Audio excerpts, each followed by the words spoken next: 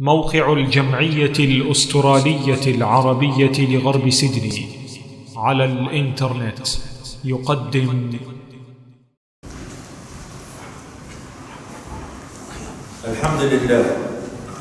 الحمد لله يغنينا وليس يغنى، له الجلال والصفات الحسنى. إلهي لا تعذبني فإني مقر بالذي قد كان مني، وما لي حيلة إلا رجائي وعفوك أن عفوت وحسن ظني. يظن الناس بي خيرا وإني لشر الخلق إن لم تعف عني. وأحمد الله وأستعينه وأستغفره وأستهديه، ونعوذ بالله من شرور أنفسنا ومن سيئات أعمالنا. من يهده الله فهو المهتد، ومن يضلل فلن تجد له وليا مرشدا. وأشهد أن لا إله إلا الله وحده لا شريك له، له الملك وله الحمد، يحيي ويميت وهو على كل شيء قدير. وأشهد أن عظيمنا ورسولنا وقائدنا وقدوتنا وقدوة العالمين محمد بن عبد الله سيد الأولين وسيد الآخرين وإمام الغر المحجلين وصاحب الشفاعة يوم الدين، أرسله ربه بشيرا ونذيرا ورحمة للعالمين. بلغ عن الله رسالاته ونصح له في برياته، فجزاه الله بخير ما جزاه به نبينا وأمته. صلوات ربي وسلامه عليه وعلى آله وصحبه أجمعين. عباد الله، أوصيكم ونفسي الخطائة بتقوى الله، فإن تقوى الله من تمام الإيمان، ولا تموتن إلا وأنتم مسلمون. وبعد، أيها الأخوة الأحباب، يقول المولى عز وجل في محكم التنزيل: ولا تفسدوا في الأرض بعد إصلاحها. أي إن المولى عز وجل أصلح الأرض وأصلح الكون للبشر، فيأمرنا أن لا نفسد في هذه الأرض بعد أن أصلحها هو وليس نحن. فأي فساد ينشأ في هذه الأرض سببه الإنسان وليس الطبيعة كما يقولون أو أي شيء، بل الله سبحانه وتعالى أصلح الأرض للأنام. الفساد هو إجرام نهى عنه الله سبحانه وتعالى في الكتب، وأرسل الرسل والأنبياء وأنزل الكتب من فوق 7 سماوات لأن تنهى عن الفساد وعن الإجرام. لكن الفساد هذا أنواع، وأهم والذي يعاني منه البشرية اليوم كل البشرية هو ترويع الآمنين وقتل النفس التي حرم الله سبحانه وتعالى بغير حق، وزعزعة الأمن في البلاد. قتل النفوس المحرمة المعصومة، الدماء المعصومة، وزعزعة الأمن وإرهاب الناس.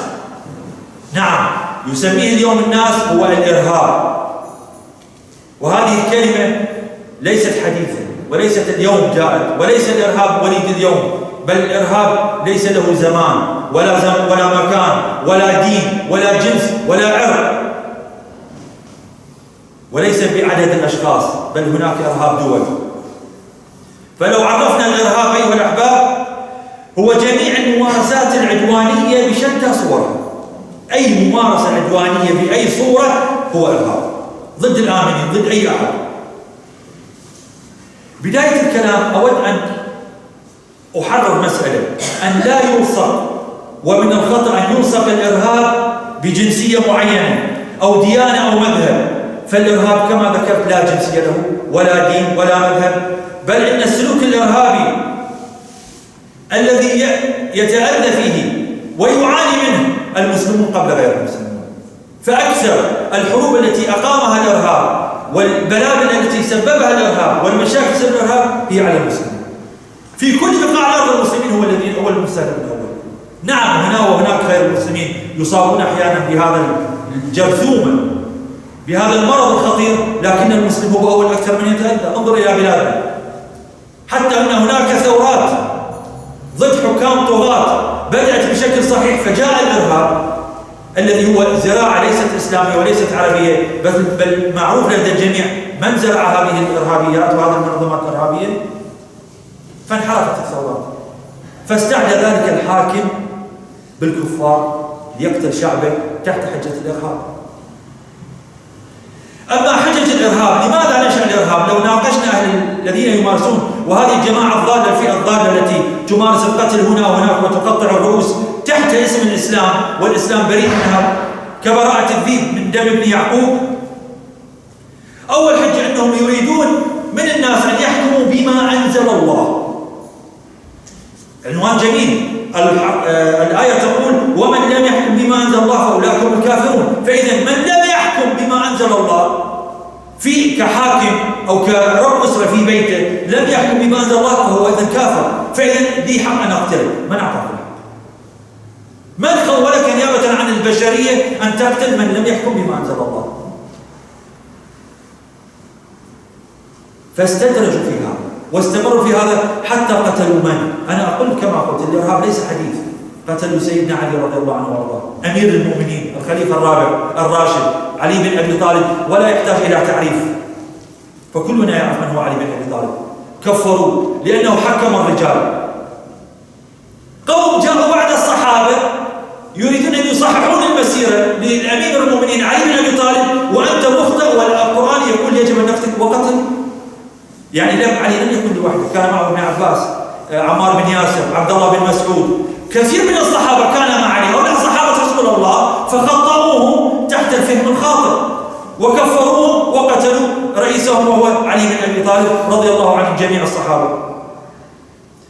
فبسبب الفهم الخاطئ لبعض النصوص الشرعية وسماعهم لبعض فاسدي التعليم، أقولها نعم، فاسد التعليم الشرعي، يستمعون له فيؤسس هذه الأفكار الهدامة.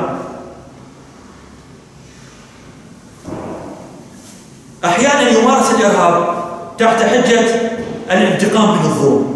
طيب نقبل بهذا الانتقام من الظلم، لأن هناك ظلم فانتقم من الظلمة. طيب هل الذي يقتل اليوم بأيدي هؤلاء السفاحين هم الظلمة فقط أم عوام الناس؟ الظالم الذي يريد أن ينتقم من الظالم يقتل الظالم نفسه، لكن أن تقتل عوام الناس تحت حجة الانتقام من الظالم أي ظلم؟ فهذه حجة مرفوضة ومرتولة. أو أحيانا يطالبون بإقامة العدل. انظر إلى الوضاعة والإجرام في هذا التفكير. يطالب بتطبيق العدل. والله أول من طالب بتطبيق العدل أتعلمون من؟ في الإسلام طالب بتطبيق العدل واحد يسمى ذو الخويصرة عليه من الله لعنة الله. كان مع الرسول عليه الصلاة والسلام، جاء إلى الرسول صلوات الله وسلامه عليه بعد إحدى المعارك يقول له اعدل يا محمد عليه لعنة الله. يقول للرسول لإمام الأمة ورأس الملة وإمام الأنبياء وخير البشر والرحمة المهداة للعالمين، يقول له اعدل يا محمد. ماذا رد عليه صلوات الله وسلامه عليه؟ كان يجب أن يكون الرد قاطع وليس فيه مواراة ومجاملة. قال له ويلك، من يعدل إلا ما أعدل؟ من يعدل إذا أنا ما عدلت؟ إذا محمد لم يعدل من يعدل؟ ويلك. ثم قال للصحابة إن هذا يخرج من عند أصحاب وستكون له جماعات إلى يوم القيامة ذو الخويصرة. أحدكم، هذا يتكلم الرسول مع الصحابة وليس معي ومعك، يقول أحدكم يحقر صلاة إلى صلاتهم وصيام إلى صلاتهم، يقرؤون القرآن لا يجاوز تراقيم. وانظر إلى هؤلاء الفرقة التعبانة المارقة التي أفسدت في البلاد. يقولون نحن الحق، اللحى والذقون ولا إله إلا الله وشعارات وكل هذا، وهم يقولون أنا أفضل، أنت تلبس بنطال وبدلة وأنا ألبس اللباس الشرعي فأنا أفضل منك. هذا الفهم الخاطئ. عدلوا لمحمد عليه الصلاة والسلام وعدلوا المنهج لعلي رضي الله عنه وارضاه وقتلوه، والآن يريدون أن يعدلوا المنهج. فذو الخويصرة وأصحابه مستمرون إلى يوم القيامة. لكن أريد أن أقول إذا كان الإرهاب ما يظن الغرب والإعلام الغربي فقط جماعات وأفراد، نحن نقول لا، هذه ليست كلمة حق. الإرهاب يمارس حتى من قبل دول لها أسلحة وجيوش ومعدات وقوانين ووزراء ورئيس وزراء يستقبل كأنه بطل حتى في هذه البلاد، مع شديد الأسف رغم رفض الشعب الاسترالي لهذا البطل المجرم الذي يده ملوثة بدماء الفلسطينيين. هذا ليس إرهاب لأن هذا دولة. فالدولة النازية في القرن الماضي حرقت من اليهود الآمنين المسالمين العزل، حرقت أيا كان العدد. هذه ليست مشكلتي اليوم. حرقت يهود آمنين، حصل ولا لم يحصل؟ هذا إرهاب ولا ليس إرهاب؟ الدولة العظمى المسماة أمريكا محت مدينتين من على وجه الأرض بالنساء والرجال والأطفال والشيوخ والعزل محت مدينتين كاملة من اليابان. أليس هذا إرهاب؟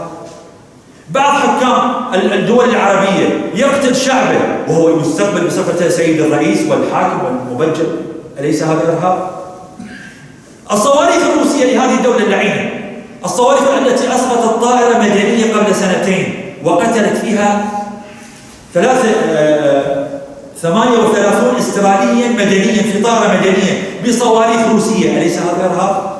وختاما وليس آخرا، هذه الدولة المدعوة إسرائيل، دولة إسرائيل التي تقتل شعبنا المسلم الأعزل وتحرق الأطفال بالآلاف بالمئات في كل مرة، أليس هذا إرهابا؟ نحن نقول كل هذا إرهاب، وليس فقط هذه الفئة الضالة تقول هذا إرهاب والباقين رؤساء محترمين، لا الباقين أيضا إرهابيين، هذا هو قولنا الحق، ليس لدينا معايير مزدوجة كما لكم. فالإرهاب كما ذكرت أحبابي الكرام لا يعرف وطنا ولا جنسا، وليس له زمان وليس له مكان، ليس في زماننا والله. الإرهاب جاء بعد 11 سبتمبر، الإرهاب في كل زمان، من أيام سيدنا علي بن أبي طالب عندما قتلوا الخليفة الشرعي رضي الله عنه وأرضاه. إحدى حججهم أنهم يقولون أن المخالف يجب أن يقتل. المخالف الذي يخالفك في الدين لا يقول لا إله إلا الله يجب أن يقتل. تعالوا ننظر ماذا قال صاحب الدين، صاحب الرسالة صلوات ربي وسلامه عليه. إذا كانوا هم أشرف من صاحب الرسالة فنحن نسلم، لكن لا أحد يداني نعم صاحب الرسالة. جاءه وفد من اليمن صلى الله عليه وسلم، قال من أين القوم؟ قالوا من اليمن. قال من أين اليمن؟ يعني من أي عشيرة؟ قالوا من كندة، من قبيلة كندة. قال من أي العشيرة؟ يعني من كندة. قالوا من بني عامر. فعرض عليهم لا إله إلا الله محمد رسول الله تملكون بها العرب. كان وفد 4 في موسم الحج، قالوا لرسولنا عليه الصلاة والسلام، قالوا نعم يعني وأحد الموجودين كان فطنا، قال هذا الفتى لو أخذناه معنا إلى اليمن لملكنا به العرب، عنده أفكار طيبة، أفكار عظيمة، ويدعو إلى يعني يدعو إلى أخلاق راقية، فنملك به العرب. لكنهم قالوا انتظر يا محمد، لو ملكت العرب وانتشر دينك بعد أن تموت أيكون الأمر لنا؟ قال الملك لله يجعله حيث يشاء. قالوا لا حاجة لنا بدينك. ردوا أم لم يردوا؟ وردوا من؟ ردوا ليس فلان أو المفتي أو عضيد، ردوا الرسول عليه الصلاة والسلام. بعد أن كبر الرسول عليه الصلاة والسلام وكبرت دولة الرسول، هل عاقبهم كونهم ردوا الفكرة؟ وأي رد؟ بشر، ليس لنا حاجة بدينك، لم يقتلوا، فمن أين جئت بالحق الذي يقتل الآخر إن لم يكن على دينك؟ وهذا سيد البشرية، أم أنتم أفضل من سيد البشرية؟ نعم هم يختلفون عن سيد البشرية، لكن لماذا؟ لأنهم بعيدين كل البعد عن دين سيد البشرية. نحن لا نكفر أحد، لكنهم بعيدين عن منهج الإسلام ولا يمثلون الإسلام.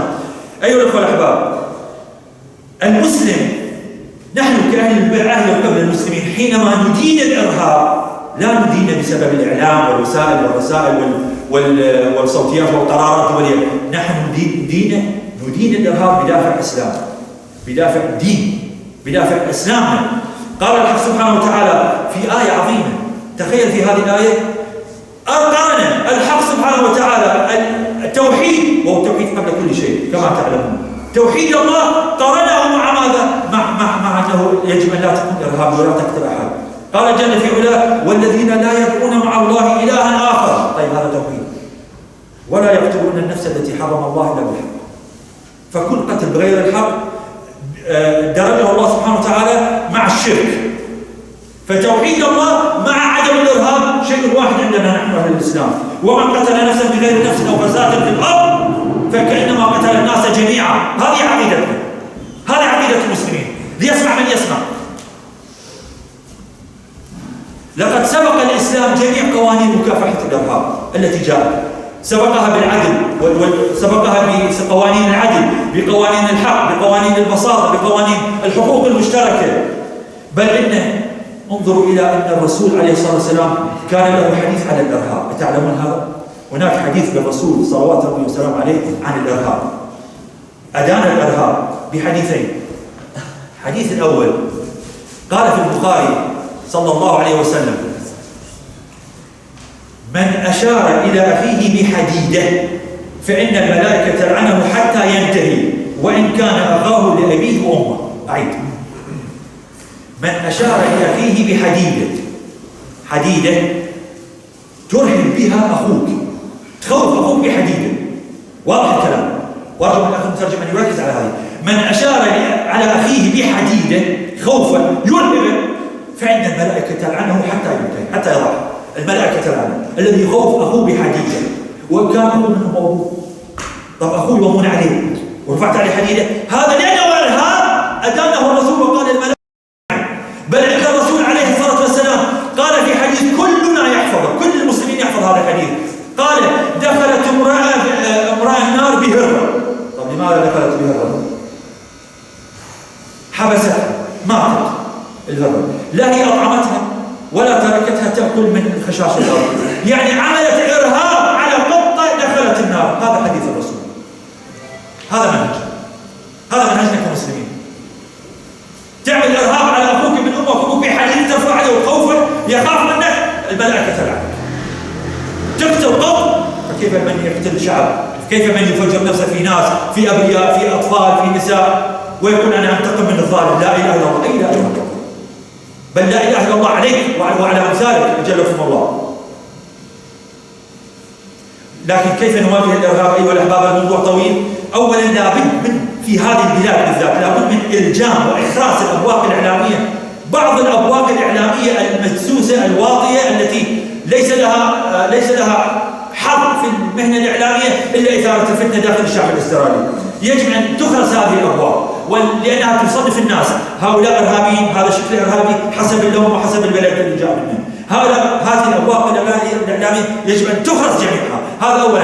ثانيا أيها الأحباب، يجب عدم اعتماد الحلول الأمنية. لا، هناك حلول أمنية نوافق عليها، لكن ليس الحلول الأمنية فقط، بل أن تستمع الجهات المختصة إلى الناصحين من علماء المسلمين الربانيين، وهم كثر في هذه البلاد، تستمع إلى النصيحة من هؤلاء العلماء حتى نصل إلى حلول جذرية نعالج الإرهاب كفكر، وليس فقط بالحديد والقوة والنار والقوانين والقوات التدخل السريع. ليس هذا فقط، هذا مطلوب لكن ليس هو فقط.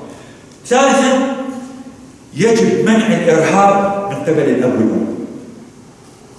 فالذي يصاب بهذا الداء السرطاني الشباب، 99% الشباب. كيف يصاب؟ لأن الأب والأم غافلين، لا يعرف ولده أين جلس، مع من تحدث، أي شيخ يقابله، أي مجموعة يجلس فيها، ولا يعرف. يقول بلد حرية، ابني شاب وإن شاء الله رجل ما شاء الله عليه ويعتمد على نفسه. لا يا أخي، انظر ابنك أين يجلس، انظر ولدك مع من يتكلم. فممكن أن تمنع الإرهاب من بيتك. يبدأ منع الإرهاب ويمنع منع التلوث، ولكن مطالب أيضا بالمساواة، لا معايير مزدوجة. يجب أن ينتهي الإرهاب والتعاون الدولي ضد الإرهاب، إرهاب الجماعات وإرهاب الدول.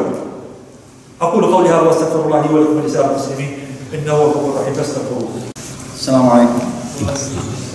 All praise and thanks due to Allah, the most gracious, the most merciful. We ask Allah to raise the rank of the Prophet Muhammad sallallahu alaihi wasallam, his family and his companions.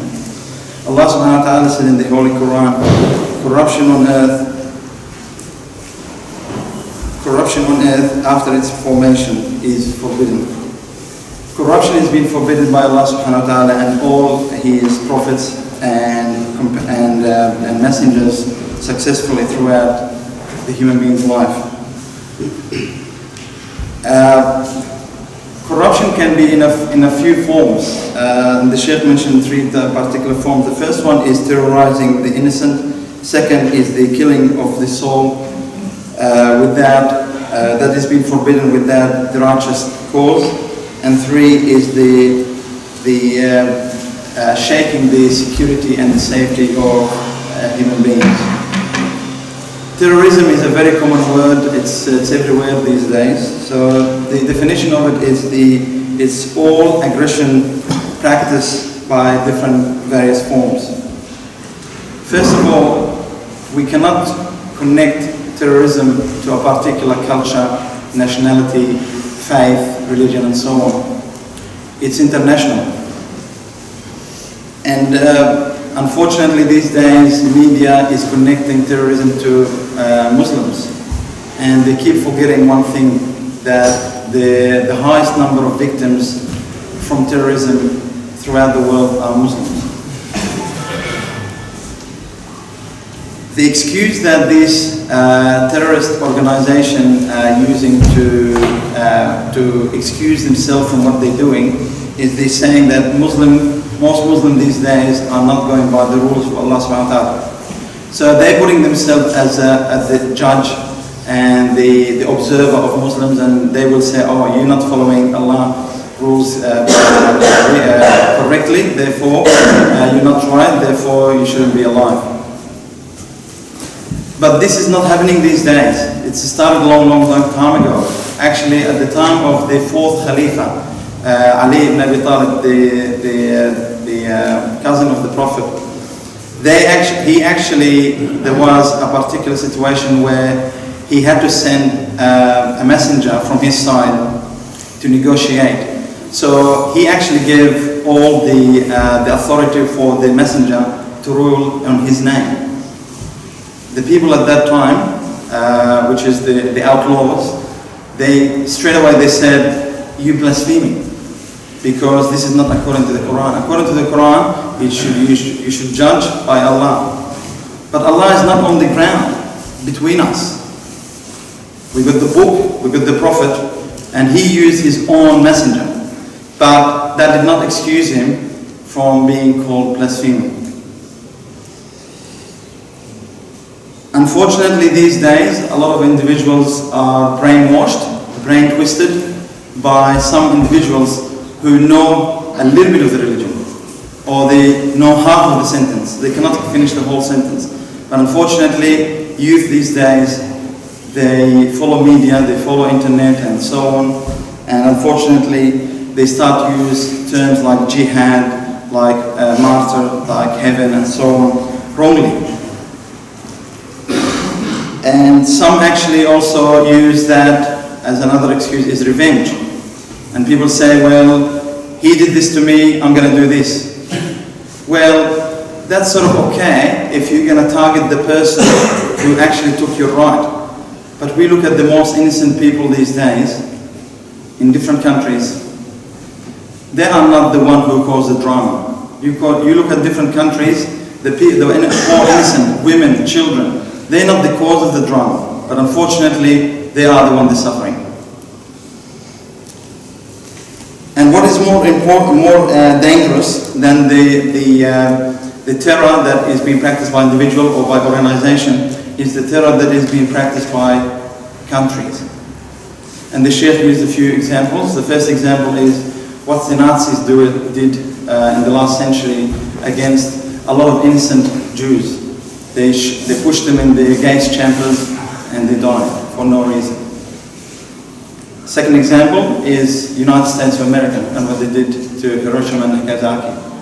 Two villages they wiped out using nuclear weapon. These days, Russia, they hit a civilian aircraft for no reason, and the outcome was 38 civilian Australian died for no reason.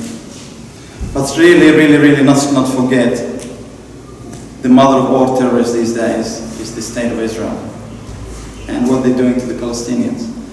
And they're rejecting their basic rights of living. So they're killing them for no reason, children, women. And yet, the Prime Minister has been rewarded with a visit to Australia. So it is double standard. When a Muslim does something, he's a terrorist. If he's not a Muslim, he's mentally ill. So, in conclusion, terrorism is a big problem. We must unite to stop it. And as Muslims, a Muslim is not, when he looks at scenes on the TV and he's disgusted, but he's actually not just disgusted because of the scene on TV or on the media. He's disgusted because it's actually in the Holy Quran. The Quran said it very, very clear. The Quran actually joined blaspheming or making a partner with Allah is with killing another innocent person for no reason. If you don't have a righteous reason, don't. And actually, if you kill one person for no good reason or right reason, killing one person is killing the whole human being. And Islam actually was first before any of other human legislation laws you hear of in terms of protection and security and safety for human beings and their properties. This religion actually is the religion of mercy.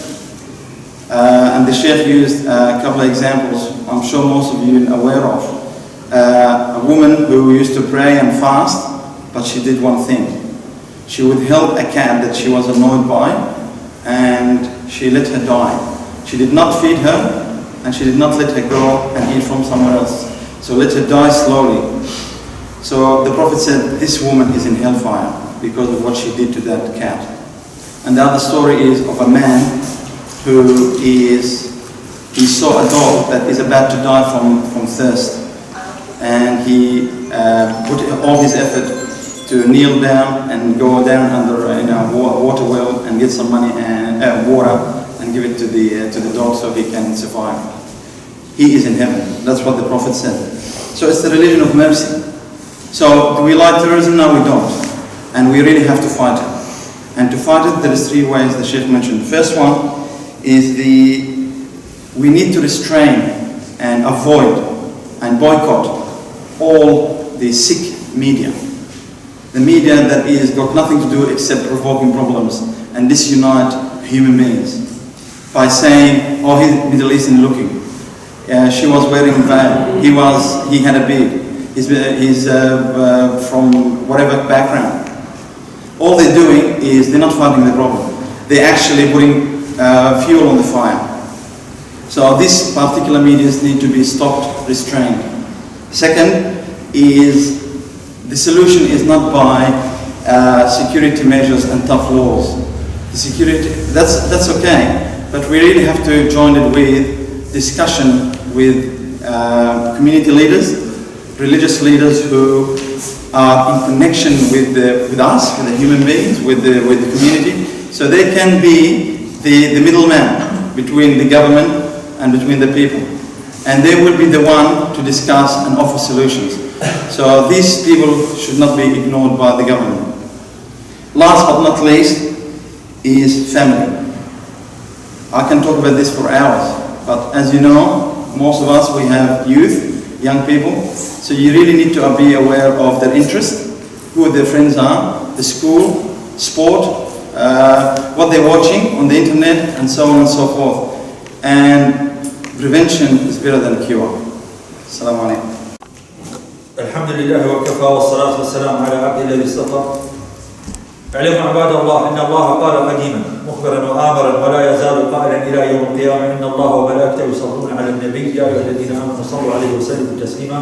اللهم صل وسلم وبارك على سيدنا محمد وعلى آل سيدنا محمد كما صليت وسلمت وباركت على سيدنا إبراهيم وعلى آل سيدنا إبراهيم في العالمين إنك حميد مجيد. ربنا آت نفوسنا تقواها وزكها أنت خير من زكاها أنت وليها ومولاها. اللهم احمي هذه البلاد استراليا وكل بلاد المسلمين يا رب العالمين من كل فساد يراد بها من كل أحد يا رب العالمين. اللهم اجعلنا ممن سبقت له منك الحسنى. اللهم اجعلنا ممن سبقت له منك الحسنى. ربنا آتنا في الدنيا حسنة وفي الآخرة حسنة وقنا عذاب النار. عباد الله إن الله يأمر بالعدل والإحسان وإيتاء ذي القربى وينهى عن الفحشاء والمنكر والبغي يعظكم لعلكم تذكرون وأقم الصلاة.